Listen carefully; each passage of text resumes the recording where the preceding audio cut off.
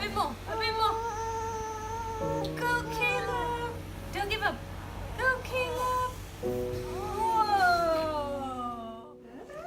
I love your smile.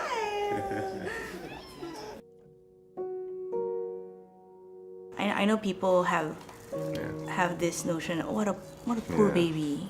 Poor baby. He's not a poor baby, he's a strong baby.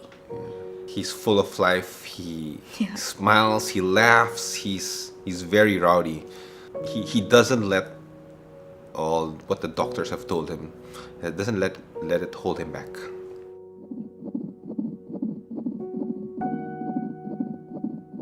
After many treatments, 2 miscarriages, and in my 3rd pregnancy, doctors told me my baby had 50% chance of survival. Well, actually, when Caleb came, it's actually joy, but also fear. On the 14th week, during the detailed scan, the doctor found holes in the heart, an enlarged right ventricle, fluid in his brain, fluid in his lungs, fluid in his kidney. They said that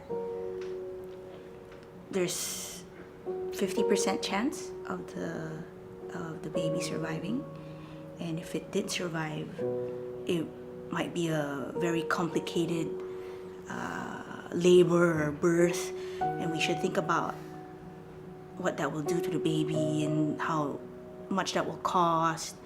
And even if he comes out of that, just think about what life he would have, what life you would have.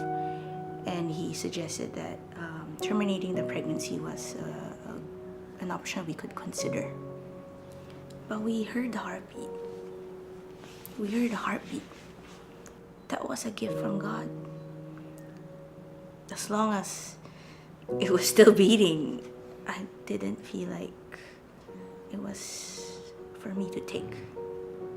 I wanted to fight for the baby. I wanted to fight for that, and I needed a miracle.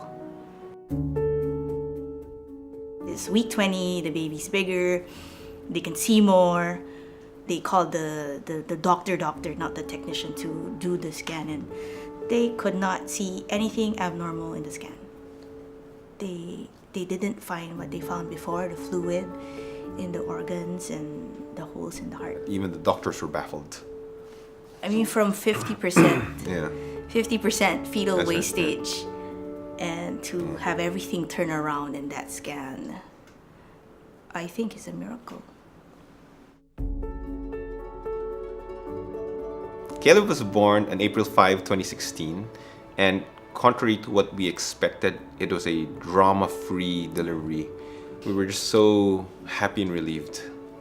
3 months after he was born, the doctor noticed that he was breathing quite fast, and we were referred to a lung specialist.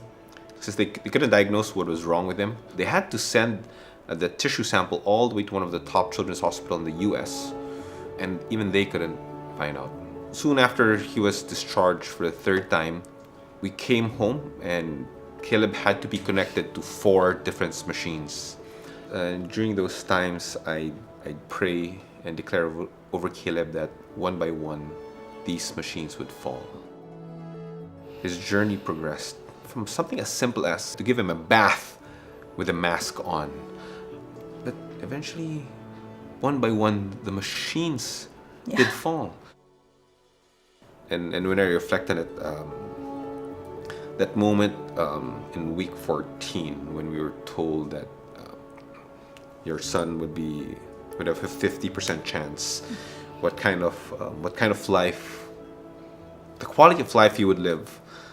That moment I could have not fathomed how immense joy that he brings to us right now, to us, to our friends, to our family. Our hopes and dreams for Caleb is to see him 100% healthy, able to run and bike and swim and just laugh at the top of his lungs, just to be really free.